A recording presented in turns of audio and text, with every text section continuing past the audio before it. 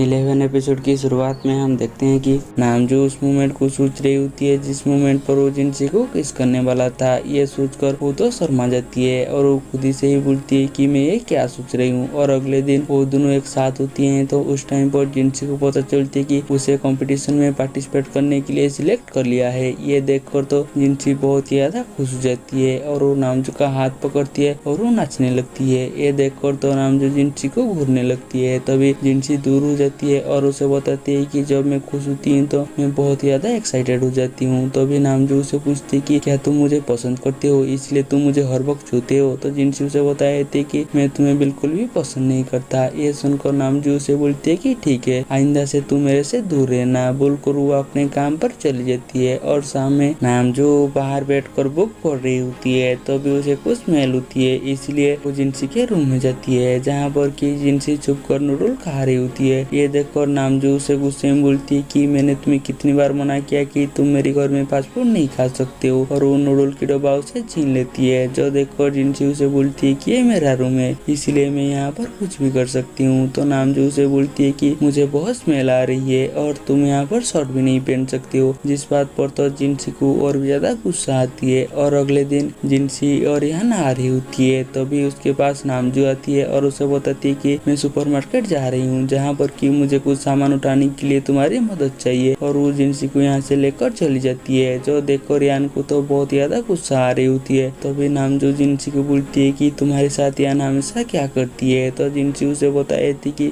वो मेरी असिस्टेंट है, इसलिए वो हर वक्त मेरे साथ रहती है। तो नामजू उसे बोलती है कि वो मुझे जिस तरह से घूर रहा था उसे देखकर ऐसा लग रहा था कि वो काफी जेलस है, वो शायद तुम्हें पसंद करती है। तो जिनसी उसे बताने लगती है कि ऐसा कुछ भी नहीं है, वो तो सिर्फ मेरी एक जूनियर है। तो नामजू उसे पूछती है कि तुम मेरे बारे में क्या सोचते हो और मैं तुम्हें कैसी लगती हूँ। तो जिनसी उसे बताती है कि तुम सच में बहुत ही अच्छा पार्टी ये हो। और इस बात पर तो नामजू को बहुत ज्यादा गुस्सा आती है और वो मन ही मन सोचती है कि क्या मैं इसके लिए सिर्फ पार्टी ये हूँ। और हाथ में जिनसी नामजू के लिए खाना बना रही होती है और नामजू जिनसी को तो बहुत ही प्यार से देख रही होती है और जिनसी नामजू को खाना खाने के लिए बुलाती है। तो नामजू उसे पूछती है कि क्या तुम्हारे अंदर मेरे लिए कोई भी फीलिंग्स नहीं है। तो जिनसी उसे बताती है कि हम दोनों का प्रोफेशनल रिलेशनशिप के अलावा और कोई भी रिलेशन नहीं है।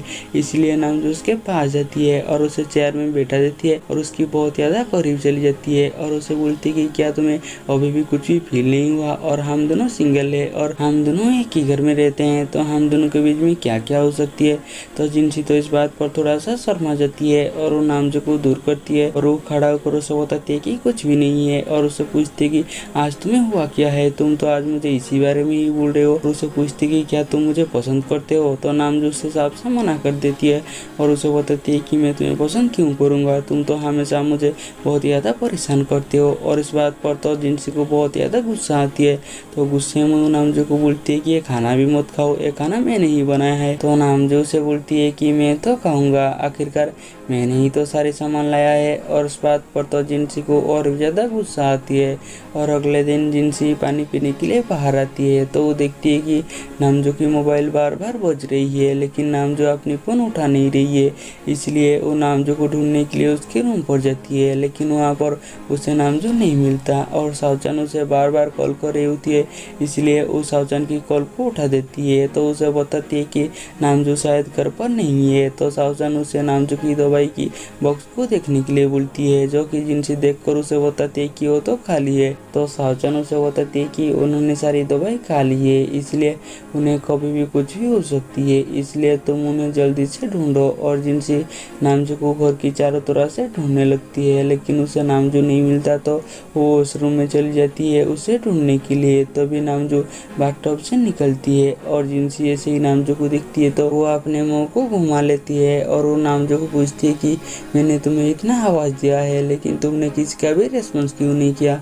तो नामजू उसे पूछती है कि तुम पहले बताओ कि तुम यहाँ पर क्या कर रहे हो। तो जिनसी उसे बताती कि तुमने सारी दवाई खत्म कर दी है, इसलिए मुझे तुम्हारी फिक्र हो रही थी।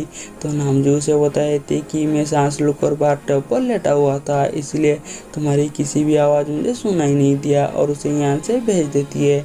और जिनसी बाहर जाकर सावचान को कॉल करती है और उसे बताती कि नामजू बाथटब पर था। तो सावचान उसे पूछती कि क्या नामजू का मेंटली हालत ठीक है। तो जिनसी उसे बोलती है कि इसके बारे में मुझे कैसे पता चलेगा। सावचान उसे बताती कि जब नामजू ने पहली बार सारी दवाई खा ली थी तो उसकी हालत बिल्कुल मौत जैसा हो गया था, लेकिन मैंने उसे सही टाइम पर हॉस्पिटल ले लिया, इसलिए उसकी जान बच गई। और वो जिनसी को रिक्वेस्ट करती है कि तुम कैसे भी करके नामजू को एक साइकाट्रिस्ट को लेकर जाओ, क्योंकि उसकी साइकोलॉजिकल प्रॉब्लम आहिस्ता आहिस्ता बढ़ रही है। तो जिनसी उसे पूछती है कि क्या नामजू की साइकोलॉजिकल प्रॉब्लम उसकी भाई की मौत के बाद बढ़ी है। तो सावचान उसे बताया थी कि हाँ।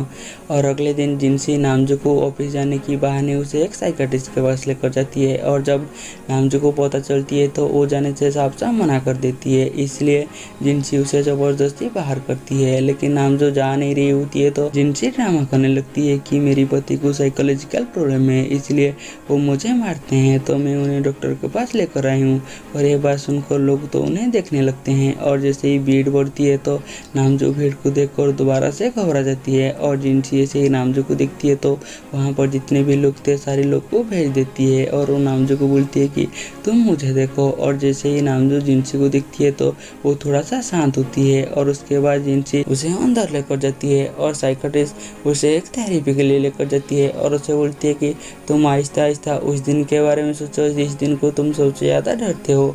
और उसके बाद नामजू अपनी आँखें को बंद कर देती है, और उस दिन के बारे में सोचने लगती है जब वो अपने भाई के साथ फायरवर्क देखने के लिए गया था, और उसका भाई ने उसे बोला था कि तुम भीड़ में इधर इधर मत भागो। तभी नामजू के हाथ में उसकी भाई का क्यू गिर जाती है, इसलिए नामजू उस क्यू को लेने के लिए जाती है, और उसके पीछे पीछे उसकी भाई भी जाती है। तभी भागदौड़ हो जाती है, और शायद उसी भीड़ में उसकी भाई की डेथ हो जाती है। और ये सोचकर तो नामजू बहुत ज्यादा पैनिक हो जाती है, इसलिए साइकाट्रिस्ट उसे संभालने के लिए जाती है, लेकिन नामजू उसे चिंचार देती है। तभी जिनसी आती है तो उसे बहुत ही मुश्किल से होश में लेकर आती है, और जैसे ही वो जिनसी को देखती है तो उसे गले लगा लेती है, और यहाँ पर जिनसी नामजू को कंसोल करती है। नामजू मीटिंग पर एक इन्वेस्टर से बात कर रही थी, जहाँ पर कि वो नामजू को बोलती है कि प्रोजेक्ट लिंग में कुछ चेंज करने के लिए, जिससे तो नामजू साफ मना कर देती है। और उसके बाद जीन आकर नामजू को बताती है कि मिस्टर ही ने अपनी इन्वेस्टमेंट वापस ले लिया है, क्योंकि उन्हें लग रहा है कि प्रोजेक्ट लिंग में इन्वेस्ट करना उन्हें रिस्क होगा। तो नामजू उसे बोलती है कि उसके पीछे जरूर मिस्टर लू होंगे। तभी जीन उसे बताती है कि इस हफ्ते ब्लूडो को पहली पेमेंट करना होगा, क्योंकि उन्होंने उनसे स्पेशल इफेक्ट खरीदा था। तो नामजू उसे बोलती है कि तुम उनसे बात करो और उनसे पूछो कि क्या हम पेमेंट को थोड़ा सा पोस्टपोन कर सकते हैं। और शाम में जिनसे नामजू को कॉल कर बताए थे कि उन्होंने एक हफ्ते तक पेमेंट को पोस्टपोन कर लिया है, लेकिन इस बात पर तो नामजू बिल्कुल भी खुश नहीं होता, क्योंकि उनकी कंपनी के पास काफी फाइनेंस की कमी है, और सारी इन्वेस्टर ने अपनी इन्वेस्टमेंट वापस ले लिया है। और अगले दिन सू अपने घर में होती है तो उसकी मम्मू से एक जबरदस्ती ब्लाइंड डेट पर भेजती है, लेकिन सू तो जाने से साफ मना कर देती है, क्योंकि वो जुआन को पसंद करती है ना, इसलिए।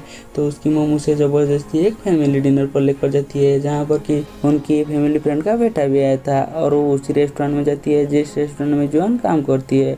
और जैसे ही जुआन और सू एक दूसरे को देखते हैं तो वो दोनों तो बहुत ज्यादा अकड़ हो जाती है, इसलिए सू जुआन से बात करने के लिए जाती है, और उससे बोलती है कि मैं इस रेस्टोरेंट में आना नहीं चाहती, लेकिन मेरी मम्मी मुझे जबरदस्ती यहाँ पर लेकर आ गई। तभी उनकी फैमिली फ्रेंड का बेटा आ जाती है, और वो सू को पूछती है कि क्या तुम एक दूसरे को जानते हो। और जैसे ही सू बताने वाला होती है तो उससे पहले जुआन बताती है कि मैम इस रेस्टोरेंट का VIP कस्टमर है, इसलिए मैं उन्हें जानती हूँ। और दूसरी तरह जिनसी इनके साथ बैठकर काम कर रही होती है, तभी उसके पास उसकी कंपनी की तरफ से कॉल आती है, और उसे बताती है कि तुम्हारे कॉमिक को एक कंपनी ने पसंद किया है, और वो शायद उसमें एनिमेशन बनाना चाहती है, इसलिए तुम्हें उनसे बात करना होगा और उनकी कंपनी जाना होगा। और इस बात पर तो जिनसी बहुत ज़्यादा खुश हो जाती है, और उसके बाद वो उसी कंपनी में चली जाती है, जहाँ पर कि उसे पता चलती है कि वो कंपनी और किसी नहीं मिस्टर ही का है, जिसने नामजू की कंपनी से अपनी इन्वेस्टमेंट वापस ले लिया। और हम मिस्टर ही और मिस्टर लू को बात करते हुए देखते हैं,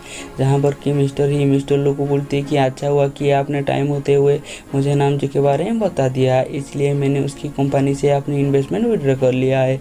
और ये सारी बातें जिनसी भी सुन लेती है, और मिस्टर लू वही पर्सन है जो नामजू की फादर के साथ मिलकर उनकी कंपनी को बनाया था, और दोनों वहाँ आ रही होती है तो जिनसी जाकर उनसे मिलती है और उन्हें बोलती है कि आपको जरूर नामजो के बारे में कुछ गलतफहमी हुई है और प्रोजेक्ट लेक्जिलिंग सच में बहुत ही अच्छी प्रोजेक्ट है। तो मिस्टर लू उसे बोलती है कि तुम नामजो के बारे में जानती कितना हो, तुम तो उसे अभी अभी मिले हो।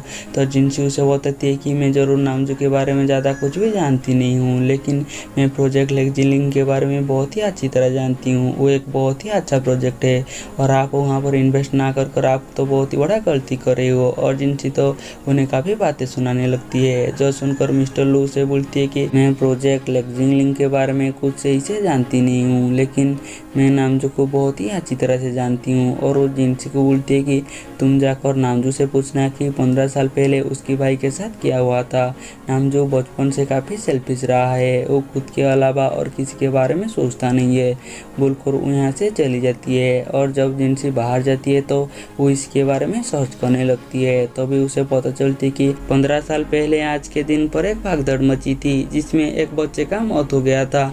और वो समझ जाती है कि आज नामजो की भाई की डेथ एनिवर्सरी है, इसलिए नामजो काफ़ी दुखी होगा, इसलिए वो नामजो के लिए क्रेफिश लेकर जाती है। तभी उसे सावचान कॉल करती है और उसे बताती थी कि आज नामजो ऑफिस में काफ़ी दुखी था और उसने अपनी सारी दवाई खा ली है।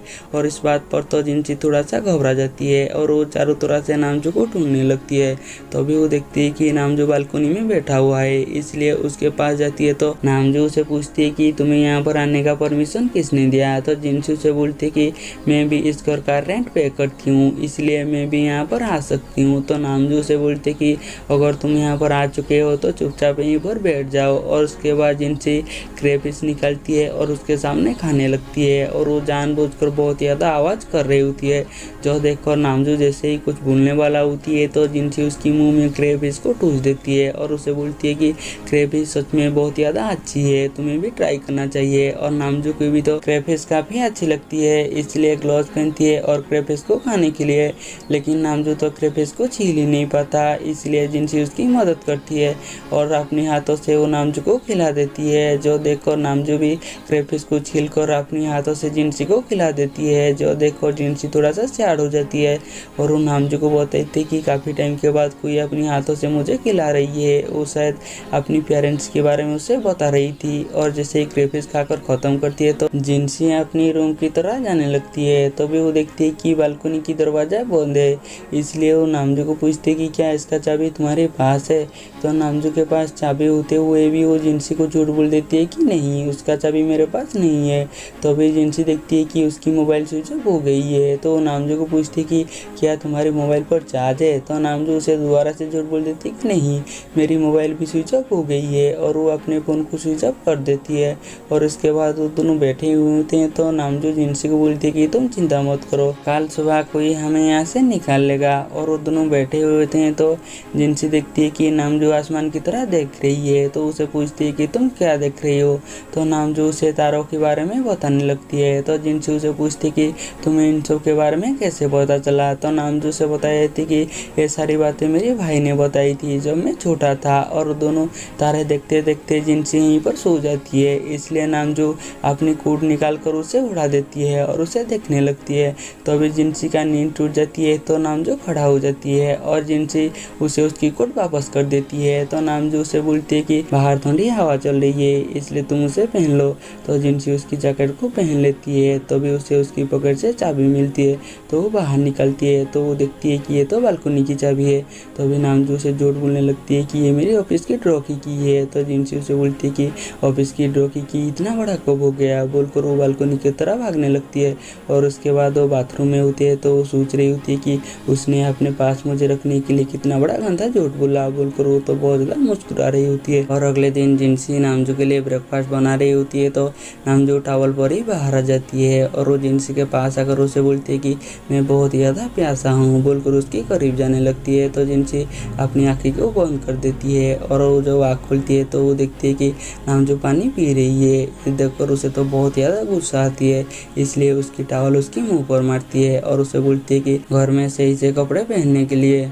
जिनसी को उसकी वश डांट रही होती है और उसे काम से निकाल देती है क्योंकि उसने मिस्टर ही के साथ बदतमीजी की थी, जो देखकर यन भी काम छोड़ देती है। और वो दोनों जैसे ही बाहर आती है तो जिनसी उनको बोलती है कि अब मैं क्या करूंगा। तो यून उसे बोलती है कि तुम अब सिर्फ कंपटीशन के ऊपर ध्यान दो, अगर तुम कंपटीशन जीत जाओगे तो तुम्हें यहाँ पर बहुत ही ज्यादा पैसा मिलेगा। और दूसरी तरफ सावचान जाकर नामजो को बताती कि कल जिनसी का मिस्टर ही और मिस्टर लूक के साथ बहस हो गया था, क्योंकि उसे पता चल गया था कि मिस्टर लूक के कहने पर ही मिस्टर ही ने अपना इन्वेस्टमेंट वापस ले लिया, इसलिए जिनसी को उसकी जॉब से निकाल दिया। जो सुनकर नामजो थोड़ा सा जिनसी के लिए परेशान हो जाती है। और उसके बाद नामजो उसी साइड को ओपन कर देखती है जहाँ पर कि जिनसी कॉम्पीट किया था। तो अभी वो देखती है कि एक आदमी की बोट बहुत ही तेजी से बढ़ रही है क्योंकि वो बोट का इस्तेमाल कर रहा था। और दूसरी तरह जिनसी को भी कंपटीशन की गड़बड़ के बारे में पता चल जाती है, इसलिए वो तो बहुत ही ज्यादा परेशान हो जाती है। और दूसरी तरह नामजो उसी कंपटीशन की ऑर्गेनाइजर को कॉल कर बोट की गड़बड़ के बारे में बताती है और उन्हें बोलती है कि आपको फेयर कंपटीशन कराना चाहिए। और उसके बाद इन जिनसी को कॉल करती है और उसे बताती है कि सारी बोट रिवाइज हो गई है और हम दोनों टॉप 50 पर आ गए हैं। और इस बात पर तो जिनसी बहुत ही ज्यादा खुश हो जाती है और वो सोच रही होती है कि ये हुआ कैसे। तभी नामजो की एक कंपनी की एम्प्लॉय जिनसी को कॉल करती है और उसे बता देती है कि नामजो ने उसी कंपटीशन के ऑर्गेनाइजर को कॉल कर वोट की गड़बड़ के बारे में बताया और उन्होंने हमें तुम्हें वोट करने के लिए बोला। जिस बात पर तो जिनसी खुश हो जाती है, इसलिए वो नामजो को थैंक्स बोलने के लिए जाती है। तो वो देखती है कि नामजो बाहर बैठकर बुक पढ़ रही है, इसलिए वो एक गिलास पानी लेकर नामजो के पास जाती है और उसे उसकी मदद करने के लिए थैंक्स बोलती है। तो नामजो उसे बोलती है कि थैंक्स बोलने की कोई जरूरत नहीं, तुम अभी भी हमारी कंपनी की एक एम्प्लॉय हो, इसलिए मैंने तुम्हारी मदद की। तो जिनसी से बोलती है कि तुम सच में एक अच्छी इंसान हो और तुम हमेशा अपनी दोस्तों का मदद करते हो। जो सुनकर नामजो उसे बोलते है कि क्या तुम मुझे अपना दोस्त मानते हो। तो जिनसी उसे बोलते है कि अगर ये बात तुम्हें पसंद नहीं आए तो तुम पार्टी बनकर रह सकते हो। तो नामजो उसे मना कर देती है और उसे बोलती है कि दोस्ती ठीक है। और नामजो तो बहुत ही ज्यादा खुश हो जाती है क्योंकि जिनसी ने उसे पहली बार दोस्त बोला होती है ना, इसलिए। और वो जिनसी को पूछती है कि क्या तुम मेरे लिए मिस्टर ही से लड़े। तो जिनसी उसे बोलती है कि ऐसे भी मुझे उस कंपनी को छोड़ना था। और उसके बाद हम जुआन को देखते हैं जिसे कि शेफ से प्रमोट कर मैनेजर बना दिया जाती है। और उसी रेस्टोरेंट में वही लड़का एक लड़की के साथ खाना खाने आया था जो कि सुकी फैमिली फ्रेंड का बेटा था। और वो यहाँ पर सुकी बहुत ज्यादा बुराई कर रही होती है जो कि जुआन सुन लेती है और वो गुस्से में आकर उस लड़का को पीट देती है और कस्टमर को पीटने की वजह से उसे काम से निकाल दिया जाती है। और दूसरी तरह नामजो अपने ऑफिस में होती है और वो जैसे अपनी एक मीटिंग में जाने वाला होती है तो तभी वहाँ पर उसकी मॉम आ जाती है और उसे पूछती है कि क्या तुम किसी मुसीबत में हो क्योंकि तुम अपनी सारी प्रॉपर्टी को बेच रहे हो। लेकिन नामजो उनकी बात को टालते हुए उन्हें बोलती है कि मुझे अभी मीटिंग में जाना होगा, इसलिए मैं आपसे बाद में बात करूंगा बोलकर वो यहाँ से चली जाती है। और उसके बाद मदर इसके बारे में जिन से पूछते हैं तो जिन्होंने सारी सच्चाई बताई थी कि अभी नामजो की कंपनी के पास काफ़ी फाइनेंस की कमी है, इसलिए वो अपनी सारी प्रॉपर्टी को बेच रहे हैं। और वो यहाँ पर जिनसी और नामजो की रिलेशनशिप के बारे में बताई थी कि असल में उनका रियल रिलेशनशिप नहीं है और दोनों सिर्फ रियल रिलेशनशिप में होने का प्रिटेंड कर रहे हैं। और उसके बाद मदर घर पर जाती हैं तो उन्हें जिनसी मिलती है और वो जिनसी को पूछती है कि क्या तुम नामजो के साथ खुश हो। तो जिनसी बताई थी कि हाँ, मैं नामजो के साथ काफ़ी खुश हूँ और आप जब से उन्हें डांटे हो वो मेरी और भी ज़्यादा अच्छे से ध्यान रख रहे हैं। तभी नामजो आ जाती है और वो कुछ काम के लिए अपने रूम पर चली जाती है और वो कुछ टाइम के बाद आती है और अपनी मदर को बताती है कि काफ़ी टाइम हो गया है, इसलिए आपको घर चली जाना चाहिए। तो उसकी मदर उसे बताई थी कि हाँ, काफ़ी टाइम हो गया है, इसलिए मैं अब घर नहीं जाऊँगा और मैं यहीं पर रहूँगा। और असल में मदर ये सब जानबूझकर कर रहे हैं। जो देखकर जिनसी बोलती है कि ठीक है, मैं आपके लिए गेस्ट रूम रेडी कर रही हूँ। तो उसकी मदर उसे रोक देती है और उसे बताती है कि मैं ये सब कर लूँगा और तुम सोने के लिए चले जाओ। तो भी जिनसी अपने रूम पर सोने के लिए जाने लगती है तो मदर उसे पूछती है कि क्या तुम नामजो के साथ उसकी कमरे पर नहीं रहते। तो जिनसी उन्हें बहाना देकर बताती कि मैं तो सिर्फ दरवाजा चेक करने के लिए आया था कि ये लगा हुआ है या नहीं। और उसके बाद वो नामजो के साथ उसकी कमरे पर चली जाती है जहाँ पर कि नामजो उसे डांट रही होती है कि तुमने मदर को यहाँ पर रहने के लिए क्यों दिया, इसलिए अभी हम दोनों को एक ही कमरे पर रहना होगा। तो जिनसी उसे बोलती है कि ये कौन सी बड़ी बात बात है, कोई एक बेड पर सो जाएगा तो कोई एक फ्लोर पर सो जाएगा। चलो हम रॉक पेपर सीजर कर डिसाइड करते हैं कि कौन बेड पर सोएगा और कौन फ्लोर पर सोएगा। तो नामजू से बोलती है कि तुम बेड पर सो जाना और मैं फ्लोर पर सो जाऊंगा।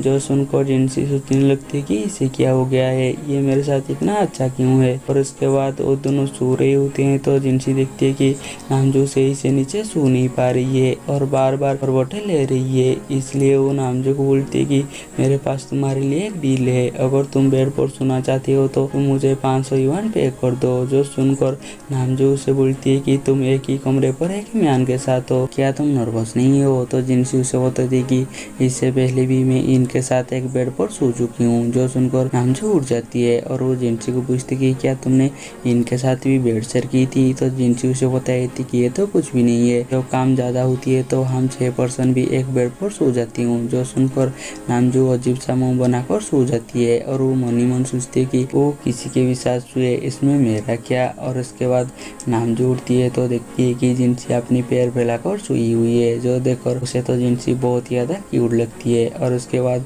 वो जाकर जिनसी की पैर ब्लैंकेट में घुसाने लगती है। तभी जिनसी उसकी पेट पर हाथ मार देती है और जैसे ही नामजू जोर से आवाज करती है तो जिनसी उठ जाती है और उससे पूछती कि क्या हुआ। तो नामजू उसे बताती कि तुमने मुझे अभी बहुत ही जोर से लात मारी।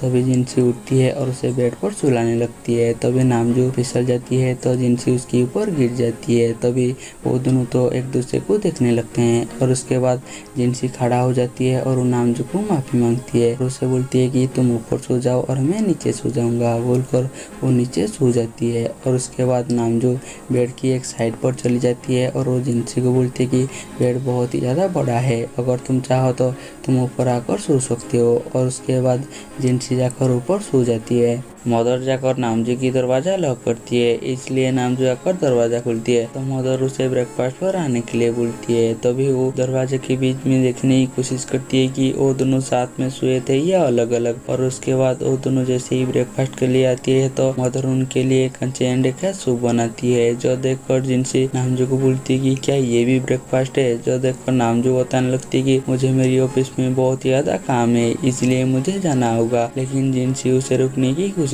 करती है, फिर भी नामजू उसकी कोई भी बात नहीं मानता और बिना खाए वो यहाँ से चली जाती है। और इसके बाद जिनसी काम कर रही होती है तो मदर उसके लिए फ्रूट लेकर जाती है और यहीं पर बैठ जाती है। तो जिनसी उन्हें पूछती कि क्या आपको कुछ चाहिए। मदर उसे पूछती कि क्या तुम तुम्हारी काम खत्म करने के बाद मेरे साथ शॉपिंग पर चलोगी। और इस बात पर तो जिनसी मान जाती है और इसके बाद वो दोनों शॉपिंग के लिए गए होते हैं। तो मदर उसे छोटे बच्चे की कपड़े जहाँ पर मिलती है वहाँ पर लेकर जाती है और उसे छोटे बच्चे की कपड़े दिखाने लगती है और उसे बताने लगती है कि ये कितना प्यारा लग रहा है, लेकिन मैं ये किसके लिए खरीदूं। और वो जिनसी को बोलती है कि अगर मैं जल्द दादी बन गई तो मुझे बहुत ही ज्यादा अच्छा लगेगा। जिस बात पर तो जिनसी शर्मा जाती है और वो दोनों शॉपिंग खत्म करते हैं। तो जिनसी की मदर नामजू की कार जिनसी को पकड़ा देती है और उसे बोलती है कि मुझे कुछ और सामान लेना होगा, इसलिए तुम उसे पे कर दो। और उसे पूछती कि तुम्हें पिन तो याद है ना। तो जिनसी बता देती कि हाँ। और उसके बाद जिनसी नामजू को कॉल करती है और उसे उसकी कार्ड का पिन मांगती है। तो नामजू उसे पूछती है कि तुम्हें पिन की क्या जरूरत है। तो जिनसी उन्हें बताती है कि मैं तुम्हारी मॉम के साथ शॉपिंग के लिए आई हूँ और उन्होंने तुम्हारी कार्ड मुझे पकड़ा दिया। अगर मैंने उन्हें बोल दिया कि मुझे पिन पता नहीं है तो वो हमारी ऊपर जरूर शक करेंगे, इसलिए मुझे तुम्हारी कार्ड की पिन चाहिए। तो नामजू उसे बोलती है कि ठीक है, मैं तुम्हें मैसेज कर देती हूँ। तो जिनसी उसे बोलती है कि मैं तुम्हारी मॉम के साथ शॉपिंग करने के लिए आई हूँ, इसलिए तुम्हें मुझे एक्स्ट्रा पे करना होगा। लेकिन नामजू तो उसकी कॉल को काट देती है। और उसके बाद शाम में वो तीनों बैठकर डिनर कर रहे होते हैं और जैसे ही डिनर खत्म होती है तो जिनसी मदर की हेल्प करने लगती है। जो देखकर मदर उसे बोलती है कि मैं ये सब कर लूंगा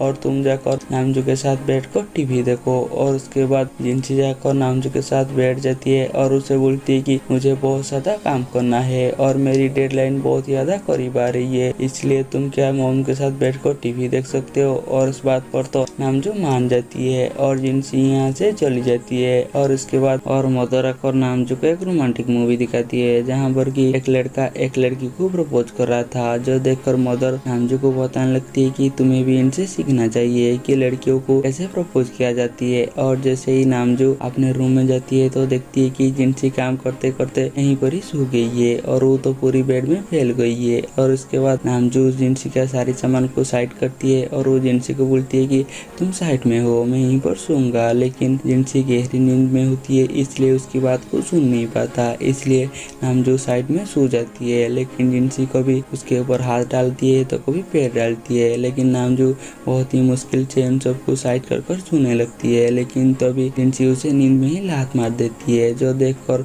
नामजू को तो बहुत ज्यादा गुस्सा आती है, लेकिन वो तो और कुछ ही भूल ही नहीं पाता और वो बेड की साइड में बैठ कर ही वहीं पर सो जाती है। और अगली सुबह जिनसी उठती है तो नामजू को ऐसी सोता हुआ देखकर उसे पूछती कि तुम ऐसा क्यों सो रही हो। तो नामजू उसे बोलती है कि क्या तुम्हें कल रात का कुछ भी याद नहीं है। तो जिनसी उसे माफी मांगने लगती है और उसके बाद नामजू बेड के ऊपर चढ़ जाती है और वहीं पर सो जाती है। और उसके बाद जिन और रियोन को एक होटल में देखते हैं जहाँ पर कि वो बैठकर अपना काम कर रही होती है।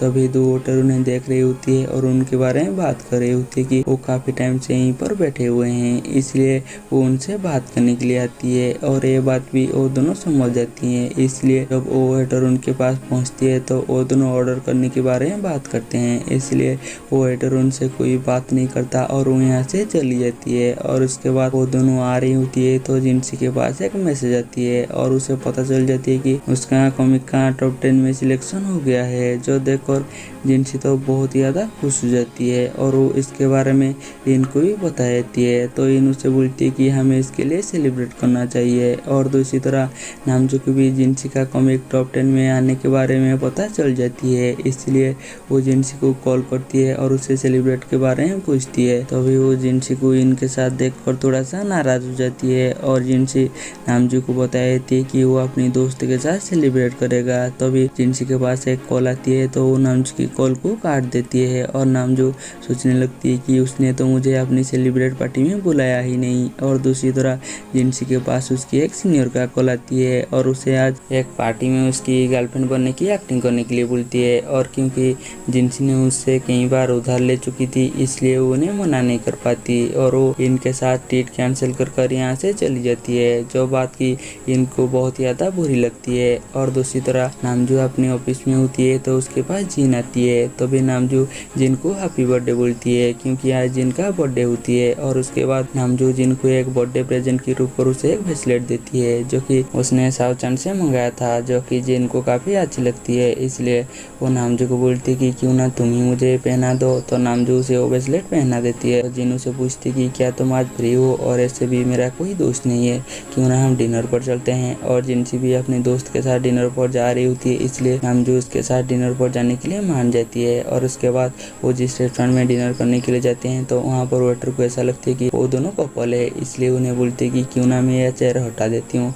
तो नामजू उन्हें मना कर देती है और बताती है कि और कोई आने वाली है। तो जिन से पूछती कि और कौन आने वाला है, तो नामजू से बता देती कि सावचंद तुम्हारे लिए बर्थडे केक लेकर आने वाला है, जो सुनकर जिनका तो मुंह ही उतर जाती है। और उसी रेस्टोरेंट में जिनसी भी अपनी सीनियर के साथ गर्लफ्रेंड बनने की एक्टिंग करने के लिए आया था क्योंकि उसकी सीनियर की एक्स गर्लफ्रेंड वहीं पर थी और उसे जलाना था। तो भी जिनसी यहाँ पर नामजू और जिन को एक साथ देख देती है तो वो सोचने लगती है कि क्या वो दोनों डेट पर आए हैं और वो दोनों को देखकर तो उसे बहुत ज़्यादा गुस्सा आ रही होती है। जिनसी अपनी सीनियर की गर्लफ्रेंड बनने की एक्टिंग कर रही होती है, तो भी वहाँ पर सावचंद जिन के लिए केक लेकर आ जाती है और वो जिनसी को देखकर पहचान जाती है और उसे पूछती है कि तुम यहाँ पर क्या कर रहे हो। और ये बात भी नामजू सुन लेती है और जिनसी को और किसी के साथ देखकर वो जिनसी के पास आती है, जो देखकर सीनियर नामजू को पूछती है कि तुम कौन हो। तो नामजू सीनियर को बोलती है कि तुम ये बात जिनसी से पूछ लो। तो जिनसी उसमें पड़ जाती है कि वो किसके साथ देगी, लेकिन वो डिसाइड करती है कि वो अपनी सीनियर का साथ देगी, इसलिए वो नामजू को अपना दोस्त बताती है, जो देखकर नामजू को तो बहुत ज्यादा गुस्सा आती है, इसलिए वो गुस्से में बता देती है कि जिनसी मेरी फियांसी है बोलकर उसे यहाँ से लेकर चली जाती है। और बाहर आने के बाद नामजू जिनसी को पूछती कि क्या यही था तुम्हारी सेलिब्रेशन। तो जिनसी उसे बता देती कि वो मेरी सीनियर है और मैं यहाँ पर उसकी गर्लफ्रेंड बनने की एक्टिंग कर रही हूँ क्योंकि उसे अपनी एक्स गर्लफ्रेंड को सबक सिखाना था। तो नामजू उसे बोलते कि अगर किसी ने तुम्हें उसके साथ देख लिया होता तो मेरी रेपुटेशन का क्या होता। तो जिनसी उसे बोलती कि तुम भी तो यहाँ पर जिन के साथ डेट पर आई हो, अगर तुम्हें भी किसी ने जिन के साथ यहाँ पर देख लिया होता तो मेरी रेपुटेशन का क्या होता। तो नामजू से बताती है कि जिनसी मेरी एक बहुत ही अच्छी बिजनेस पार्टनर है और मैं उसके साथ हमेशा रहती हूँ, इसलिए आज उसका बर्थडे था तो हम उसकी बर्थडे सेलिब्रेट करने के लिए आए हैं। तो जिनसी उसे बोलती है कि अगर तुम्हें जिनसी इतनी ही पसंद है तो तुम उसके अपना फैंसी क्यों नहीं बना लेते। तो नामजू उसे बताने लगती है कि वो सिर्फ मेरी बिजनेस पार्टनर है और तुम मेरी फैंसी हो। तो जिनसी उसे बोलती है कि मैं तुम्हारी फैंसी नहीं हूँ, मैं तुम्हारी सिर्फ कर्जदार हूँ जिसे कि कर्ज चुकाना है और मैं कर्ज चुकाने के लिए हमेशा मेहनत करती हूँ। अगर तुम्हें ये चीप लगता है तो मैं हाँ चीप हूँ बोलकर रोते हुए यहाँ से चली जाती है। और नामजू तो चाहकर भी जिनसी को यहाँ पर रोक ही नहीं पाता और जिनसी रोते हुए जा रही होती है तो उसके पीछे से जाकर इन रोक देती है। तो जिनसी को ऐसा लगती है कि शायद नामजू है और वो जैसे ही इनको देखती है तो उसे पूछती है कि तुम यहाँ पर क्या कर रहे हो। तो इन उसे बताती है कि मैं यहीं से गुजर रहा था और मैंने तुम्हारी और नामजू की सारी बातें सुन ली है। और वो जिनसी को पूछती है कि तुमने नामजू से इतना पैसा उधार क्यों ली और तुम दोनों रियल में कपल नहीं हो, तुम दोनों सिर्फ कपल होने का एक्टिंग कर रहे हो। तो जिनसी उसे बोलती है कि तुम इसके बारे में किसी को ही बता नहीं सकते हो और पैसे की बात मैं तुम्हें बाद में बता दूंगा क्योंकि वो बहुत ही लंबी स्टोरी है। और यहाँ पर इन तो बहुत ज्यादा खुश हो जाती है क्योंकि उसे पता चल जाती है कि जिनसी और नामजू का कोई भी रिलेशन नहीं होता है ना, इसलिए। और वो जिनसी को बोलती है कि चलो हम कहीं पर खाने के लिए चलते हैं। और वो जैसे ही जिनसी को लेकर जा रही होती है तो जिनसी उसे बता देती है कि मुझे अभी घर जाना होगा। और दूसरी तरह नामजू होटल के बाहर खड़ा हुआ होती है। तभी जिन आती है तो नामजू उसे बोलती है कि मैं तुम्हें तुम्हारे घर पर ड्रॉप कर देती हूँ। और दोनों जैसे ही जा रही होती है तो जिन नामजू को पूछती है कि क्या जिनसी सच में उस लड़के को डेट कर रही है, अगर वो उस लड़के को डेट कर रही है तो ये तुम्हारे लिए बहुत ज़्यादा बुरा है। और वो नामजू को बोलती है कि जिनसी एक छोटी लड़की है, वो तुम्हारी फैंसी बनने के लिए सही नहीं है, इसलिए तुम्हें किसी मैच्योर इंसान को अपनी फैंसी बनाना चाहिए। अगर तुम चाहती हो तो मैं इसमें तुम्हारी मदद कर सकती हूँ। लेकिन नामजू उसे तो मना कर देती है और उसे बताती है कि तुम सिर्फ कंपनी की काम पर ध्यान दो। और उसके बाद नामजू जब घर जाती है तो देखती है कि उसकी मदर उसकी इंतजार कर रही होती है, जो कि उसे जिनसी का और किसी के साथ फोटो दिखाकर उसे पूछती कि क्या तुम दोनों सिर्फ रिलेशनशिप में होने का एक्टिंग कर रहे हो, और मैंने तुम्हें कितनी बार बोला कि तुम तुम्हारी फादर की विल को भूल जाओ और तुम उनकी वजह से जिनसी से शादी मत करो। तो नामजू से बताती है कि मैं सच में जिनसी को पसंद करती हूँ, इसलिए मैं उसे शादी करना चाहती हूँ। जो सुनकर उसकी मदर तो बहुत ज़्यादा खुश हो जाती है और उसे पूछती है कि अगर तुम उसे पसंद करती हो तो तुम उसके साथ इतना बहस क्यों करते हो, अगर तुम ऐसे ही उसके साथ लड़ते रहोगे तो वो कभी भी तुम्हारी फीलिंग्स को समझ नहीं पाएगा। और जैसे ही जिनसी घर आती है तो मदर उसे खाने के लिए फ्रूट देती हैं और वो दोनों बैठ कर नामजू के बारे में बात कर रही होती हैं। तभी नामजू आकर मदर को बताती है कि काफ़ी टाइम हो गया है, इसलिए आपको जाकर सो जाना चाहिए। इसलिए मदर सोने के लिए चली जाती है और नामजू अपने रूम में होती है तो जिनसी जाती है, लेकिन वो नामजू से कोई भी बात नहीं करता और नामजू भी जिनसी से सॉरी बोलने के लिए हिम्मत नहीं कर पाता, इसलिए वो बाहर आती है तो देखती है कि उसकी मदर बैठकर बुक पढ़ रही है। तो उसकी मदर उसे बोलती है कि क्या तुमने जिनसी से सॉरी बोला है, तो नामजू मना कर देती है। तो उसकी मदर उसे पूछती है कि क्या इसमें मैं तुम्हारी कोई मदद करूं, लेकिन नामजू उन्हें मना कर देती है और उन्हें बताती है कि मैं सब चीज़ें संभाल लूँगा। और दूसरी तरह जिनसी को बिल्कुल भी नींद नहीं आ रही होती है, इसलिए वो बाहर आती है तो देखती है कि नामजू अकेला बैठा हुआ है, इसलिए उसके पास जाती है और उसे बोलती है कि अगर तुम मुझे सही से सॉरी बोलोगे तो मैं तुम्हें माफ़ कर दूंगा। तभी नामजू फटाक से खड़ा हो जाकर उसे सॉरी बोलती है, जो देखकर जिनसी उसे माफ़ कर देती है और उसे बोलती है कि इसके बदले तुम्हें मुझे 1 महीने का स्नैक्स ला कर देना होगा, जिस बात पर नामजू मान जाती है और उसे बोलती है कि आज के बाद तुम और किसी की भी गर्लफ्रेंड बनने की एक्टिंग नहीं करोगी। और दूसरी तरह हम शो को उस लड़के के साथ लॉन्च करता हुआ देखते हैं। तभी वहाँ पर जुआन आ जाती है और वो लड़का जुआन को देखकर घबरा जाती है और उसे पूछती है कि तुम यहाँ पर क्या कर रहे हो। तो जुआन उसे बताती है कि मेरी दोस्त डेट पर आई है, इसलिए मैं उसे देखने के लिए आई हूँ। और जब उसे पता चलती है कि ये दोनों दोस्त है तो वो शो की बुराई करने लगती है, जो सुनकर जुआन जाकर उसकी कॉलर को पकड़ लेती है और उसे बोलती है कि अगर तुम दोबारा इसके बारे में बोलोगे तो मैं तुम्हारी मुंह तोड़ दूंगा। तभी उसे शो शांत कराती है और इसे यहाँ से लेकर जाने लगती है। तभी वो लड़का शो को बताने लगती है कि ये तुमसे प्यार नहीं करता, तुम्हारे पास पैसा है इसलिए वो तुम्हारे साथ है। ये सुनकर शो को तो बहुत ज़्यादा गुस्सा आती है और वो जाती है और उससे एक थपड़ा लगाती है और वो यहाँ से चली जाती है। और उसके बाद और जुआन उसे बोलती कहती है कि तुम ऐसे कैसे उसे डेट कर सकते हो। तो सू उसे बोलती है कि तुमने ही तो मुझे बोला था कि मैं मेरी माँ की बात मान लूँ। और उसके बाद उसे ले जाकर एक जगह में जाती है, जिसे देखकर सू जुआन को बताती है कि जब हम यहाँ पर बचपन में आए थे तो हम यहाँ पर एक फ़ोटो खींचे थे और मेरे पास तुम्हारी सिर्फ वही फ़ोटो है। और यहाँ पर वो जुआन को प्रपोज कर देती है, जो देखकर जुआन तो बहुत ज़्यादा खुश हो जाती है और वो मन ही मन कहती है कि मैं भी तुम्हें सच में बहुत ज़्यादा प्यार करती हूँ, लेकिन मैं तुम्हारी काबिल नहीं हूँ, इसलिए वो सू को मना कर देती है। तो सू रोते हुए उसे बताती है कि मुझे पता है कि तुम भी मुझे पसंद करते हो। और दूसरी तरह अगली सुबह नामजू और जिनसी उठते हैं तो देखते हैं कि मदर ने उनके लिए ब्रेकफास्ट बनाया है और उसके साथ एक नोट भी जुड़ा है, जहाँ पर कि मदर ने लिखा होती है कि मुझे कोई ज़रूरी काम आ गई और मैं तुम्हें परेशान नहीं करना चाहती, इसलिए मैं यहाँ से चली गई। और उसके बाद उनकी दरवाज़ा लॉक होती है, इसलिए जिनसी जाकर दरवाज़ा खुलती है।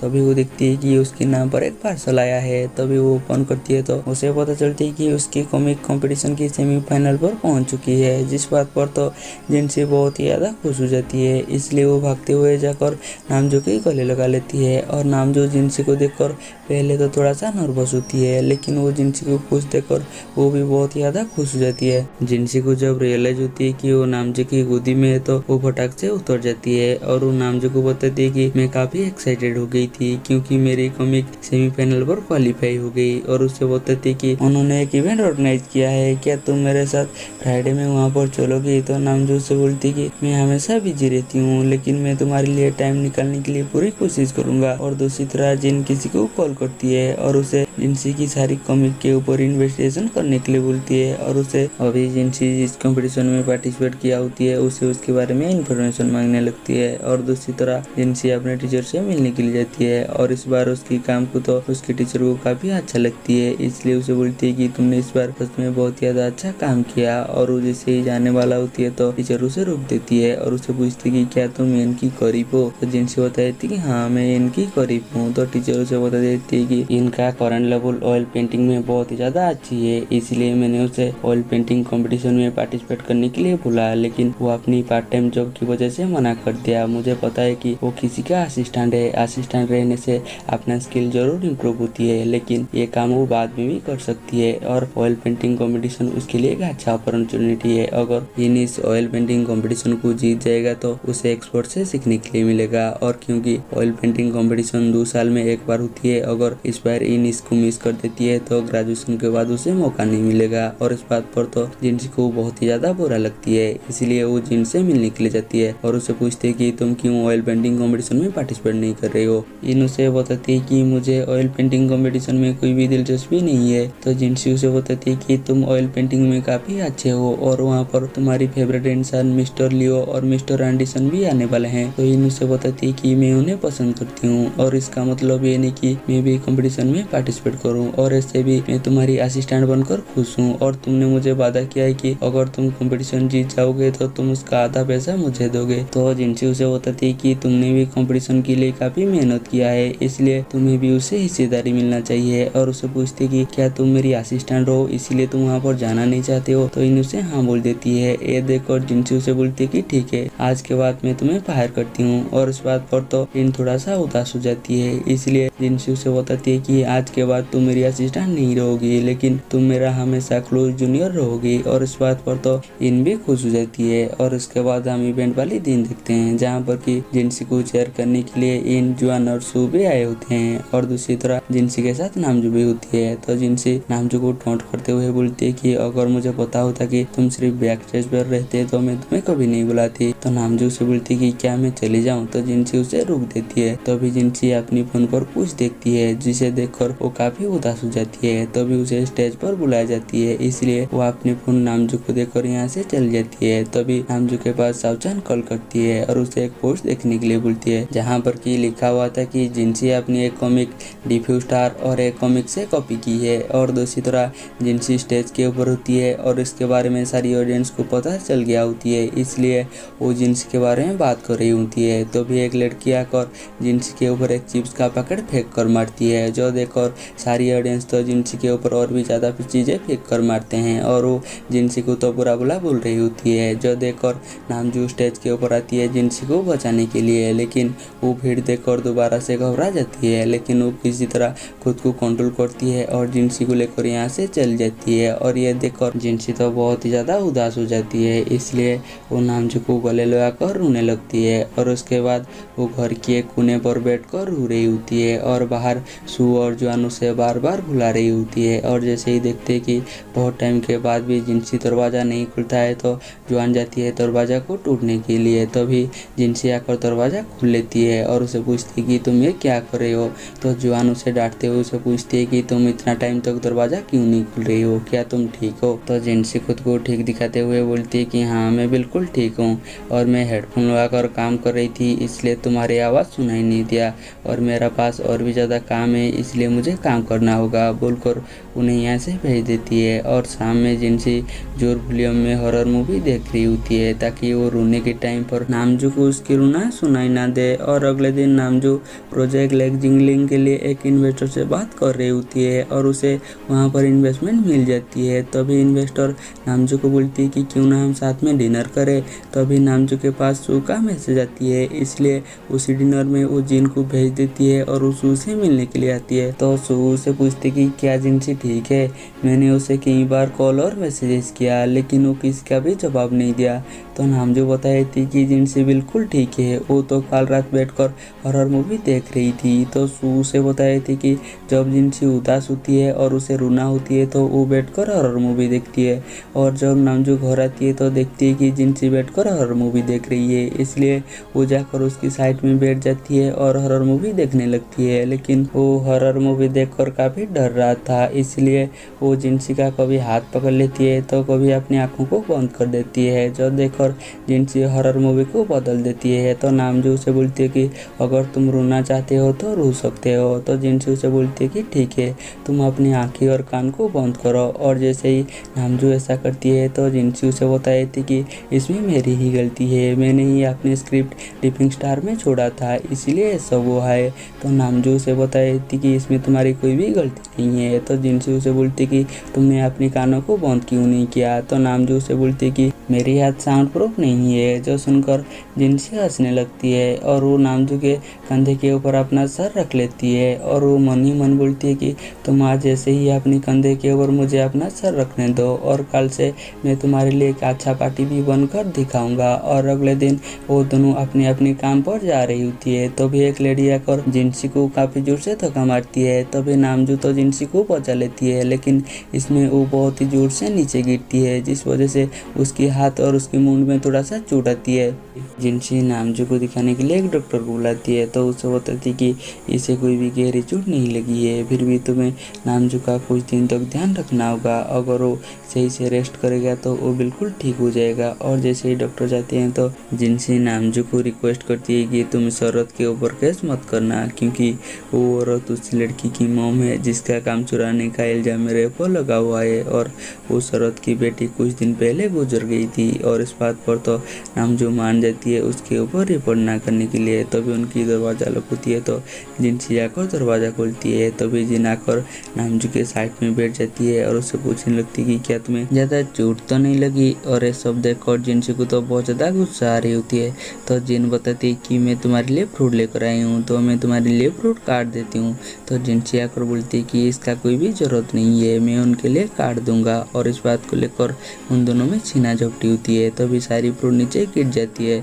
तो नामजू बताती है कि मुझे फ्रूट खाने की कोई भी मन नहीं है। और इस बात पर तो जिनसी को बहुत ज़्यादा गुस्सा आती है, इसलिए वो अपने रूम में चली जाती है। तो अभी उसे रियलाइज होती है कि वो तो नामजू की फैंसी है, तो वो अंदर क्यों आई।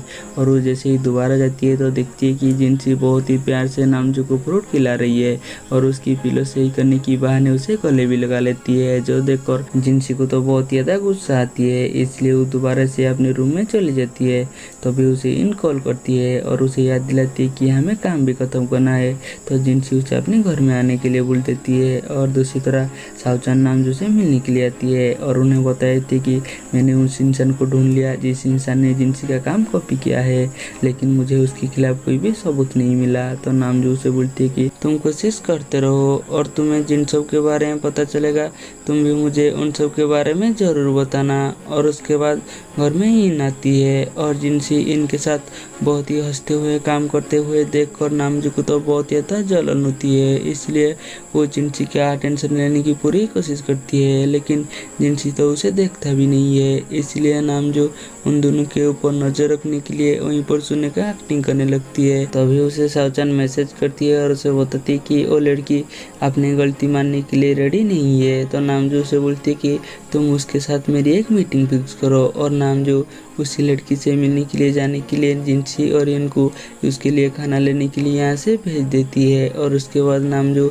उसी लड़की से मिलने के लिए जाती है। तो वो लड़की उसे बताती है कि उसकी लाइफ में काफ़ी प्रॉब्लम थी और काम खत्म करने का काफ़ी प्रेशर था, इसलिए उसने जिनसी का कॉमिक चुराया। तो नामजू उसे समझाते हुए बोलते कि अगर तुम किसी बात को लेकर परेशान हो तो इसका मतलब ये नहीं कि तुम खुद की वजह से दूसरे को भी परेशान करो। और उसे अपनी गलती पर माफ़ी मांगने के लिए भी मना लेती है। और दूसरी तरह जिनसी ऐसे ही घर में आती है तो वो नामजू को ना देखकर उसे कॉल करती है। तो नामजू बताती कि मैं ही पास पर आई हूँ। और नामजू उसे बताए थे कि मेरे पास तुम्हारे लिए खुशखबरी है। और उसके बाद जिनसी और यन एक साथ काम कर रही होती है। तो जिनसी यन को यहाँ से जाने के लिए बोलती है और उसे बताती कि बाकी का काम मैं कर दूंगा। तभी यन सीरियस हो जाती है और वो जिनसी को बताती कि मैं तुमसे काफ़ी टाइम से ये बात कहना चाहती हूँ, जब से तुम मेरी लाइफ में आए हो तब से मेरी ज़िंदगी बदल गई है। तभी वो देखती है कि जिनसी तो उसकी बात पर कोई भी ध्यान नहीं देता, इसलिए वो जिनसी का हाथ पकड़ लेती है और उसे बोलती है कि मैं तुम्हें हमेशा से ये बात बोलना चाहता था। और जैसे ही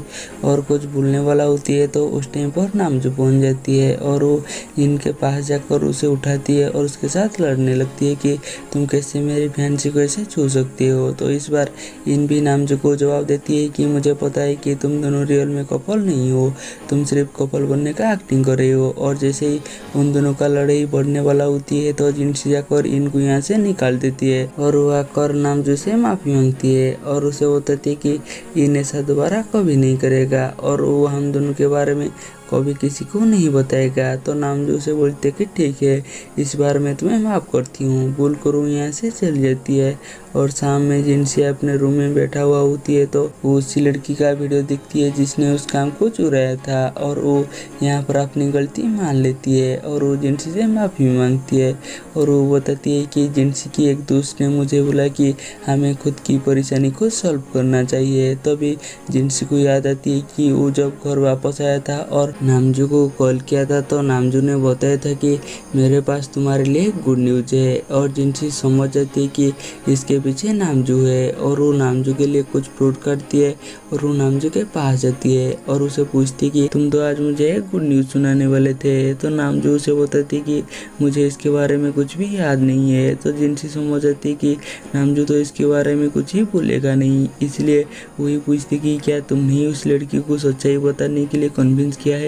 और ऐसे भी मैंने डिसाइड कर लिया था कि मैं इसके लिए सबसे माफ़ी मांग लूँगा, लेकिन और तुमने मेरे लिए उसे सच बोलने की कन्विंस किया और मैं जब भी मुसीबत में होती हूँ तो तुम मेरा हमेशा मदद करते हो और मैं तुमसे मिलकर सच में बहुत ज़्यादा खुश हूँ। तो नामजू उससे बोलते कि अगर ऐसी बात है तो तुम इसका रीपे कैसे करोगे, बोलकर वो जिनसी का करीब जाने लगती है तो जिनसी पीछे जाने लगती है। तभी जिनसी का पाँव फिसल जाती है तो नामजू उसे पकड़ लेती है और दोबारा से उसकी करीब जाने लगती है और वो जिनसी को दीवार पर ब्लॉक कर देती है और उससे पूछती है कि आज सुबह जब जिन घर में आया था तो क्या तुम उसे देखकर जेलस थी। तो जिनसी उसे बोलती है कि मैं उसे देखकर क्यों जेलस रहूँगा और ऐसे भी मेरे दिल में तुम्हारे लिए कोई फीलिंग्स नहीं है। तो नामजू जिनसी की और ज़्यादा करीब जाने लगती है, जो देखकर जिनसी की तो हार्ट बीट बढ़ जाती है, इसलिए वो यहाँ से भाग जाती है और नामजू जिनसी को देखकर शर्मा रही होती है। और अगले दिन नामजू अपनी छोटी मोटी काम जिनसी से करा रही होती है, जिस वजह से जिनसी को तो बहुत ज़्यादा गुस्सा आ रही होती है। तभी उसे इन कॉल करती है और उसे एक रेस्टोरेंट पर बुलाती है और जिनसी जाने के लिए मान जाती है, जिस वजह से नामजू को तो काफ़ी जलन होती है, इसलिए वो जिनसी के सामने बीमार होने की एक्टिंग करती है, लेकिन उसका ये एक्टिंग किसी काम का नहीं आता। और जैसे ही दोबारा जिनसी के पास इनका कॉल आती है तो नामजू सोफे से गिर जाती है और वो बेहोश होने का एक्टिंग करने लगती है। यह देखकर जिनसी घबरा जाती है और वो नामजू के पास आती है तो उसे याद आती है कि जब जब नामजू ने उसे किस कर बेहोश हो गया था तो साओचन आकर उसकी पीठ को रब किया था, तब वो होश में आया था। इसलिए जिनसी नामजू को गले लगा लेती है और उसकी पीठ को रब करने लगती है। और जिनसी को अपने के लिए इतना फिक्र देखकर नामजू को तो बहुत ज़्यादा अच्छा लगती है, इसलिए वो भी जिनसी को गले लगा लेती है। जिनसी सू को कॉल करती है और उसे बताती कि मेरी एक दोस्त को एक इंसान से प्यार हो गया, लेकिन कुछ रीज़न की वजह से उसे प्यार नहीं होना चाहिए था। तो सू भी उसे बताती है कि अभी बिल्कुल मेरे दोस्त के साथ बिल्कुल ऐसी हुई है। और यहाँ पर वो दोनों अपने अपने दोस्त के नाम लेकर खुद के बारे ही बात कर रही होती हैं, जो कि जल्दी ही वो दोनों को एक दूसरे के बारे में पता चल जाती है। इसलिए सू जिनसी को पूछती कि क्या तुम्हें आखिरकार नामजू से प्यार हो ही गया। तो जिनसी बताती है कि मुझे इसके बारे में पता नहीं है, लेकिन मैं जब भी नामजू के सामने जाती हूँ तो बहुत ज़्यादा नर्वस हो जाती हूँ। तो जिनसी उसे पूछती कि तुम किससे प्यार करते हो। और सू जैसे ही कुछ बोलने वाला होती है तो उसकी दरवाज़ा लॉक होती है और जाकर सू दरवाज़ा खोलती है तो देखती है कि जुआन उसके लिए फ्रूट लेकर आई है। तो जिनसी बताती है कि मैंने ही जुआन को भेजा है तुम्हें फ्रूट देने के लिए। और उसके बाद सू जुआन को अंदर बुलाती है और वो दोनों बैठे हुए होते हैं। तो सू बोलती है कि मैं तुम्हारे लिए पानी देती हूँ, और इसी बहाने उन दोनों का हाथ एक दूसरे से टकरा जाती है, जिस वजह से वो दोनों तो बहुत ज़्यादा शर्मा जाती है। और हमें यहाँ पर पता चलती है कि जुआन अपने डिसीजन को लेकर बहुत ज़्यादा पछता रही होती है। तभी उसके पास किसी का कॉल आती है, इसलिए वो यहाँ से चली जाती है। और दूसरी तरह नामजू अपने ऑफिस में होती है तो जिन उसके पास आती है और उसे एक कंपनी का एक प्रपोजल दिखाती है और उसे बताती है कि हमें इस प्रोजेक्ट को कर लेना चाहिए, क्योंकि अभी हमारी कंपनी के पास काफ़ी फंडिंग की कमी है। अगर हम इस प्रोजेक्ट को कर लेंगे तो ये प्रोजेक्ट ज़रूर हमें प्रॉफिट दिलाएगा। लेकिन नामजू उसे मना कर देती है और उसे बताती है कि मैं अभी सिर्फ प्रोजेक्ट लेक्जिंग के ऊपर फोकस करना चाहती हूँ। लेकिन जिनसी उसे इंसल्ट करने लगती है तो नामजू उसे बोलती है कि ठीक है, मैं इसके बारे में सोचूंगा। और वो घर में बैठकर इसी के बारे में सोच रही होती है तो जिनसी उसके पास आती है। तो नामजू उसे पूछती कि अगर तुम मेरी जगह होती तो तुम किस प्रोजेक्ट को चुनती। तो जिनसी उसे बोलती कि तुम उसी प्रोजेक्ट को चुनना जिस प्रोजेक्ट को चुनने के लिए तुम्हारे ही दिल कहे। फिर भी नामजू कुछ बात को लेकर परेशान होती है, इसलिए जिनसी उसे बोलती कि क्यों ना हम रॉकेट फायर गेम खेलते हैं, जहाँ पर कि जिनसी नामजू को 2 ऑप्शन देगा और नामजू को उन दोनों में जो ज़्यादा पसंद है उसका जवाब देना होगा। और उसके बाद जिनसी नामजू को ऐसे ही सवाल पूछने लगती है और उसी बीच में उसे लेग जिंगलिंग और उसी प्रोजेक्ट के बारे में पूछने लगती है। तो नामजू उसे लेग जिंगलिंग बताती है और उसके बाद उसे पूछती है कि मैं या जिन। तो नामजू उसे चुनती है। ये सुनकर जिनसी तो शर्मा जाती है और जैसे ही नामजू को रियलाइज होती है कि उसने क्या कर दिया है तो वो जिनसी को बताती है कि ये बात मेरी मुंह से निकल गई और तुम जैसे लड़की को कौन पसंद करेगा जिसके अंदर मैनर्स तक नहीं है और हमेशा काम को बिगाड़ देती है। और इस बात पर तो जिनसी को बहुत ज़्यादा गुस्सा आती है और वो गुस्से में नामजू को पूछती कि क्या सच में मैं इतना ही ज़्यादा बुरा हूँ। लेकिन नामजू तो उसे कुछ भी भूल नहीं पाता, इसलिए जिनसी तो गुस्से से यहाँ से चली जाती है। और जैसे ही जिनसी चली जाती है तो नामजू से बोलती है कि सच बताऊँ तो तुम बहुत ज़्यादा अच्छे हो। और नामजू ये बात जिनसी के सामने भूल नहीं पाया, इसलिए नामजू को तो बहुत ज़्यादा पछतावा होने लगती है। और अगले दिन नामजू अपने ऑफिस में बताए थे कि हम प्रोजेक्ट लेग जिंगलिंग के ऊपर ही काम करेंगे। अगर अभी हमारे पास कोई भी इन्वेस्टर नहीं है, अगर हम मेहनत करेंगे तो हमें ज़रूर इन्वेस्टर मिल जाएंगे। और उसके बाद वो इन्वेस्टमेंट के लिए 6 कंपनी में मीटिंग करने के लिए जाती है, जहाँ से उन्हें 2 कंपनी से इन्वेस्टमेंट मिल जाती है। इसी खुशी में वो अपने सारी एम्प्लॉय को ट्रीट देती है और उसी ट्रीट में जिनसी को भी आने के लिए बोलती है। और उसके बाद हम डिनर टेबल में देखते हैं जहाँ पर कि जिन नामजू को एक फिश खाने के लिए देती है, जो कि नामजू बहुत ही खुश होकर खा लेती है, जो देखकर जिनसी को तो बहुत ज़्यादा गुस्सा आती है। इसलिए वो एक मिर्ची निकालती है और नामजू खाने के लिए देती है और उसे बोलती है कि ये तो तुम्हारा फेवरेट है, बोलकर उसकी तरह मुस्कुराते हुए देखने लगती है। तभी जिन नामजू की प्लेट में सब्जियां रख देती है और उसे बोलती है कि तुम्हें मिर्ची नहीं तुम्हें सब्जियां खाना चाहिए। ये देखकर जिनसी को तो और भी ज़्यादा गुस्सा आने लगती है, इसलिए वो एक अदरक नामजू की प्लेट में रख देती है और उसे बोलती है कि ये तुम्हें खाना चाहिए। और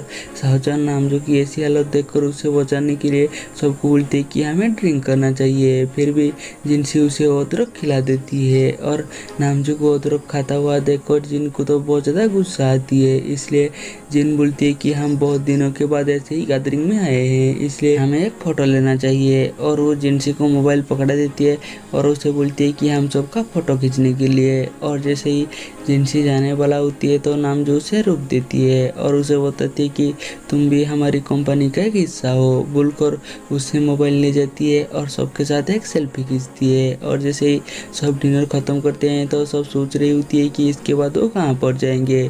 तो जिनसी बोलती है कि यहीं पर एक फाउंटेन है तो हम यहाँ पर क्यों नहीं चलते, और वहाँ पर जाने के लिए सारी मेंबर मान जाती है। और जिन उन दोनों को और ऐसा नहीं देख सकता, इसलिए थकान की बहाना बोलकर वो यहाँ से चली जाती है। और उसके बाद सारी मेंबर फाउंटेन देखने के लिए जाती है और यहाँ पर तो नामजू सिर्फ जिनसी को ही देख रही होती है और वो अपना फीलिंग्स और दबा नहीं सकती, इसलिए वो जिनसी की नाम लेकर उसे आई लव यू बोल देती है। लेकिन उस टाइम पर सारी मेंबर शोर करने लगती है, इसलिए जिनसी उसकी बात सुन नहीं पाता, इसलिए उसे दोबारा बोलती है। लेकिन दोबारा भी ऐसी शोर करते हैं तो जिनसी उसकी बात को सुन नहीं पाता, इसलिए नामजू जिनसी को पकड़ लेती है और इधर इधर देखने लगती है ताकि अभी और शोर ना हो सके। और वो जैसे ही जिनसी को दोबारा आई लव यू बोलती है तो उस टाइम पर सब शोर करने लगते हैं और उस टाइम पर भी जिनसी उसकी आवाज़ नहीं सुन पाता, इसलिए नामजू उसे बोलती है कि तुम कल शाम में मुझे पास वाली पार्क पर मिलना। और उसके बाद नामजू अपने रूम में होती है और एक रोमांटिक ड्रामा देख रही होती है जहाँ पर कि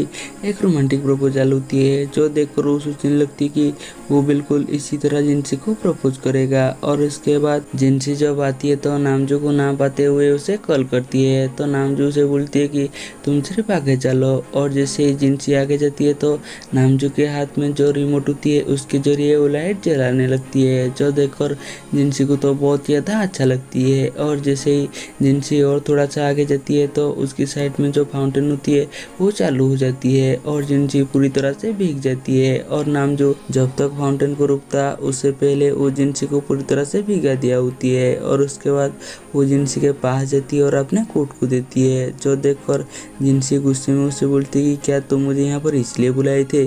तो नामजू उसे समझाने लगती है कि ये सब इस रिमोट कंट्रोल की वजह से हुआ है। और यहाँ पर जिनसी को ऐसा लगती है कि नामजू ने सब जानबूझकर किया था, इसलिए वो गुस्से में यहाँ से चली जाती है। और यहाँ पर नामजू फिर से अपनी दिल की बातें जिनसी को बता ही नहीं पाता।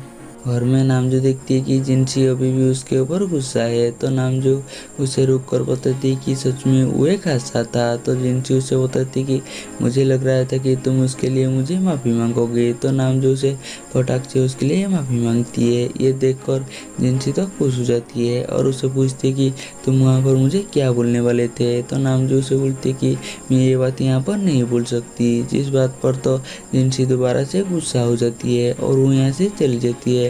और अगले दिन इन जिनसी से मिलने के लिए आती है और उसे बताती है कि मुझे ऑयल पेंटिंग में फर्स्ट प्राइज मिल गया है, इसलिए मैं तुम्हें कुछ ट्रीट देना चाहती हूँ, क्यों ना हम कहीं पर घूमने के लिए चलें। और ये बात नामजू भी सुन लेती है और वो गुस्से में जिनसी को बोलती है कि क्या तुम्हारे पास काम नहीं है। तो जिनसी की याद आती है कि उसके पास तो बहुत ज़्यादा काम है, इसलिए वही उनको मना कर देती है और उसे बताती है कि अभी मेरे पास बहुत ज़्यादा काम है, इसलिए मैं अभी घूमने के लिए नहीं जा सकता। तो इन उसे बताती है कि उस कंपटीशन की एक जज ने मुझे एक एनिमेशन के ऊपर काम करने के लिए बोला है, क्या तुम मेरे साथ काम करोगी। तो जिनसी उसे पूछती कि क्या उसके बदले मुझे पैसा मिलेगा। तो इन उसे हाँ बोल देती है। तो जिनसी भी वहाँ पर काम करने के लिए मान जाती है और वो दोनों एक साथ काम करने के लिए यहाँ से चली जाती है। और नामजू उन दोनों को ऐसी एक साथ देखकर नामजू को तो बहुत ज़्यादा जलन हो रही होती है, इसलिए वो अपनी सारी गुस्सा अपनी ऑफिस की एम्प्लॉय के ऊपर निकालती है। और शाम में जिनसी घर में होती है तो इन उसे कॉल करती है और उसे बताती है कि उनकी कॉलेज एक ट्रिप पर जा रही है, क्या तुम भी चलोगी। तो जिनसी जाने के लिए मान जाती है और ये सारी बातें नामजू भी सुन लेती है और वो सोचने लगती है कि अगर जिनसी भी ट्रिप पर जाएगा तो वो दोनों रात में एक साथ रहेंगे। इसलिए अगले दिन नामजू अपने ऑफिस में सारी एम्प्लॉय को बताती है कि तुम काफ़ी दिनों से ओवर टाइम कर रहे हो और बहुत ज़्यादा मेहनत भी कर रहे हो, इसलिए आज ऑफिस की छुट्टी है और हम सब कैंपिंग के लिए जाएंगे। और अगले दिन सारे मेंबर कैंपिंग की प्लेस पर पहुंच जाती है और नामजू जिनसी और यान को देखकर उनसे बात करने के लिए जाती है और उनसे बात करते हुए उनकी सारी एम्प्लॉय देख लेते हैं और वो समझ जाती है कि ये कैंपिंग उनके लिए नहीं है, ये कैंपिंग नामजू की वाइफ जिनसी के लिए है। और उसके बाद सारी मेंबर खाना खाने के लिए बैठे हुए होते हैं और यहाँ पर नामजू और यान जाकर जिनसी की साइड में बैठ जाती है और उन दोनों के जो खाना पसंद आती है वो जिनसी को देने लगते हैं। लेकिन जब नामजू देती है है तो इन से अनहेल्दी बोलकर खाना को ले लेती है। और जब इन जिनसी को खाने के लिए देती है तो नामजू उसे अनहेल्दी बोलकर ले लेती है। और इसी बीच में तो जिनसी कुछ भी खा नहीं पाता और उसे तो बहुत ज़्यादा भूख लग रही होती है, इसलिए गुस्से में वो उन दोनों को घूरने लगती है और वो यहाँ से चली जाती है। और शाम में वो सब बैठकर एक साथ गेम खेल रहे होते हैं। तो यहाँ पर इन नामजू को अपने साथ गेम खेलने के लिए बोलती है और उसे बोलती है कि जो भी हारेगा वो ड्रिंक करेगा। तो साउचन बताती है कि नामजू ड्रिंक नहीं करता, लेकिन नामजू इनके सामने हारना नहीं चाहता था, इसलिए वो उसकी चैलेंज को एक्सेप्ट कर लेती है। और उसके बाद वो दोनों गेम खेलने लगते हैं और वो दोनों तो बहुत ज़्यादा ड्रंक हो जाती है, इतना ड्रंक हो जाती है कि वो सही से चल नहीं पा रही होती है। इसलिए साउचन इनको लेकर यहाँ से चली जाती है और जिनसे नामजू को लेकर उसकी कैंप में जाती है, जहाँ पर कि जिनसे नामजू को बोलती है कि तुम्हें इतना ड्रिंक करने के लिए किसने बुलाया था, और वो उसकी साइड में बैठ जाती है। तभी नामजू अचानक उठ जाती है और वो जिनसी को बताती है कि मैं तुम्हें प्यार करती हूँ बोलकर वो दोबारा से बेहोश हो जाती है। और इस बात पर तो जिनसी शॉक हो जाती है और वो नामजू को पूछती है कि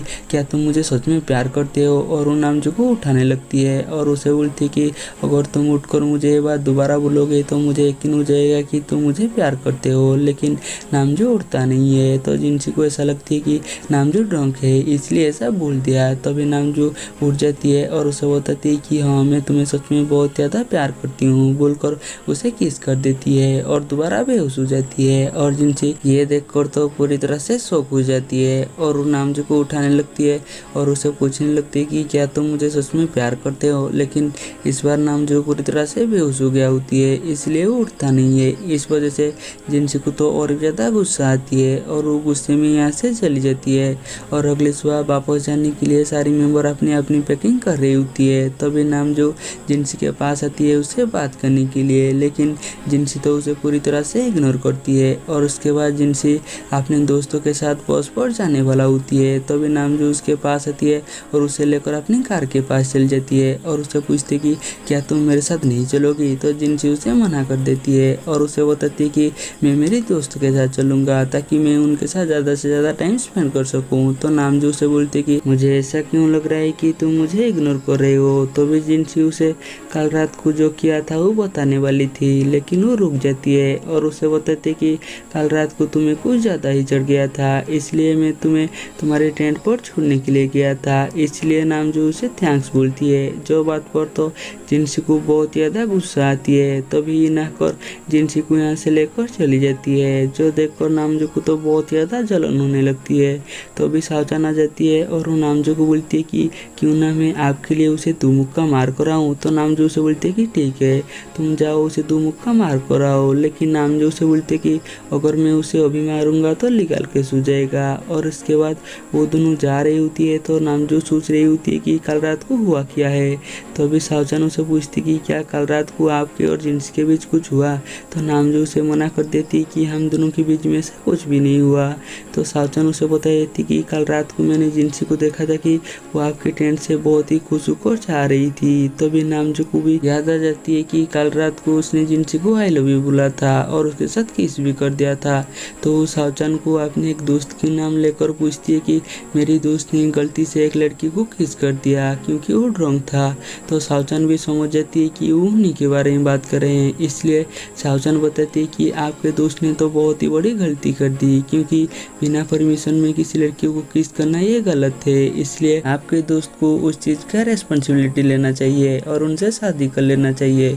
जिनसी सुकी घर में होती है और उसे सारी बातें बता देती है और उसे पूछती है कि वो कैसे पता करेगी कि नामजू उसे पसंद करती है या नहीं। तभी टीवी पर एक शो आती है जहाँ पर कि एक लव गुरु लव के बारे में टिप दे रही होती है और बताती है कि अगर कोई लड़का लड़की को प्रपोज नहीं करती तो लड़की को पहले कदम उठाना चाहिए और लड़का को प्रपोज करना चाहिए। और दूसरी तरह नामजू जिनसी को मनाने के लिए और उसे प्रपोज करने के लिए एक डायमंड रिंग खरीदती है और दूसरी तरह जिनसी घर में बैठकर उसी लव गुरु की और भी ज़्यादा वीडियो देख रही होती है। तभी उसे पता चलती कि किसी लड़की को इम्प्रेस करने के लिए खुद का अपीयरेंस ही बदलना चाहिए। और उसके बाद जिनसी खुद का बहुत ही अच्छे से मेकअप करती है। और जैसे ही नामजू घर में आती है तो जिनसी एक हॉट सा ड्रेस पहनकर उसके सामने जाती है, लेकिन नामजू उसे नोटिस भी नहीं करता और वो जाकर फ्रेश होती है और वो खाना खाने के लिए आती है। और यहाँ पर दोनों खा रही होती है तो जिनसी नामजू का अटेंशन पाने के लिए उसे पोज देने लगती है। ये देखकर नामजू उसे पूछती है कि क्या तुम्हारी गर्दन में दर्द है तो मैं तुम्हारे लिए स्प्रे लेकर आती हूँ। तो जिनसी उसे मना कर देती है और वो नामजू को पूछती कि क्या तुम्हें वाइन चाहिए, और वो वाइन लेकर नामजू के पास जाती है। तो भी नामजू को याद आती है कि सावचान ने उसे बोला था कि तुम एक जेंटलमैन हो, इसलिए तुम्हें एक जेंटलमैन की तरह रहना चाहिए। इसलिए वो जिनसी को बोलती है कि मैं खुद ही वाइन ले लूँगा, बोलकर वो खुद ही वाइन ले लेती है। तभी जिनसी नामजू की हाथ पर अपने हाथ को टच करा देती है और अपने बालों को साइड में लेकर जाती है। ये देखकर तो नामजू उसे देखने लगती है और ये देखकर जिनसी सोचने लगती है कि शायद उसकी काम बन गया, और वो अपनी आंखों को बंद कर देती है और उसे ऐसा लगती है कि नामजू उसे किस करेगा, लेकिन उसकी आंखों में कुछ लगा हुआ था और नामजू उसे हटा रहा था। यह देखकर जिनसी को तो बहुत ज़्यादा गुस्सा आती है और गुस्से में उसे बोलती है कि तुम ये अकेला खाना खाओ, बोलकर वो यहाँ से चली जाती है। और उसके बाद वो लव गुरु की प्लांटों को देखने लगती है तो लव गुरु से बताती है कि तुम घर की सारी लाइट बंद कर दो और उसकी करीब जाओ। और ये बात जिनसी को बहुत ज़्यादा अच्छा लगती है, इसलिए वो घर की लाइट बंद करने के लिए चली जाती है।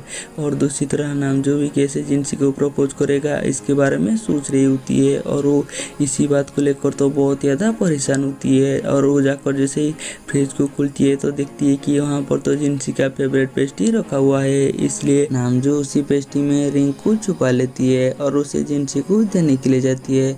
तो भाई जिनसी लाइट ऑफ कर देती है और वो बाहर से अंदर आती है और उसे इतना लेट आते हुए देखो नामजू उसे पूछती है कि तुम कहाँ पर गई थी, और उसे पूछती है कि क्या तुम इनसे मिलने के लिए गई थी। तो जिनसी उसे हाँ बोल देती है। तो नामजू इस बात पर तो भड़क जाती है और उसे गुस्से में बोलती है कि तुम ऐसे कपड़े में उसे मिलने के लिए गई थी। तो भी जिनसी देखती है कि उसकी फेवरेट केक नामजू के हाथ में है तो उसे पूछती है कि तो उसे बोलती है कि तुम ऐसे कैसे मेरी फेवरेट केक को खा सकते हो। तो नामजू उसे बोलती है कि मैं उसके बदले तुम्हें पे कर दूंगा, बोलकर वो खा लेती है। तो भी उसे रियलाइज होती है कि उसने रिंग को भी निकल लिया, इसलिए वो किचन की तरह भागने लगती है और जिनसी भी उसके पीछे पीछे जाती है और उसे बताती है कि उस दिन तुमने मुझे किस किया था और आई लव यू बोला था। और यहाँ पर नामजू की गले में तो रिंग फंस गया होती है, इसलिए वो कुछ भूल नहीं पाता और वह मीटिंग करने की कोशिश कर रही होती है। यह देखकर जिनसी नामजू को बोलती कि क्या तुम्हें मेरा किस इतना बुरा लगा कि तुम आकर वह मीटिंग कर रहे हो। तो यहाँ पर